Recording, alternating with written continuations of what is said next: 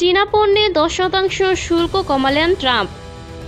চীন থেকে আমদানি করা পণ্যে শুল্ক কমানোর ঘোষণা দিয়েছেন মার্কিন প্রেসিডেন্ট ডোনাল্ড ট্রাম্প। তিনি জানান, চীনের ওপর আরোপিত শুল্ক 57% থেকে কমিয়ে 47% করা হচ্ছে।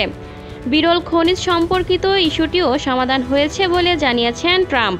খবর বিবিসির। দক্ষিণ কোরিয়ার বুসানে শীর্ষ বৈঠকের পর মার্কিন প্রেসিডেন্ট ডোনাল্ড ট্রাম্প ঘোষণা করেছেন, চীনের সঙ্গে 1 বছরের জন্য বাণিজ্য চুক্তি সম্পন্ন হয়েছে।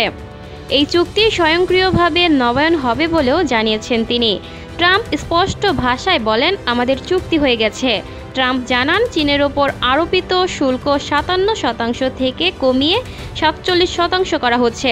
চুক্তির অংশ হিসেবে বিরল খনিজ সম্পর্কিত জটিল ইস্যুটিও সমাধান হয়েছে বলে দাবি করেছেন মার্কিন প্রেসিডেন্ট।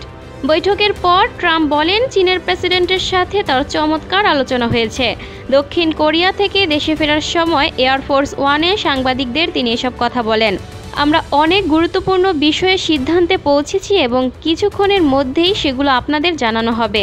ট্রাম্প জানান, বৈঠকে তাইওয়ান প্রসঙ্গে কোনো আলোচনা হয়নি, তবে জল্পনা ছিল যে বৈঠকে তাইওয়ান প্রসঙ্গ আসবে।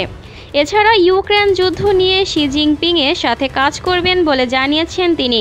ট্রাম্প দ্বিতীয় মেয়াদে যুক্তরাষ্ট্রের প্রেসিডেন্ট হওয়ার পর চীনের প্রেসিডেন্টের সাথে এটাই তার প্রথম বৈঠক।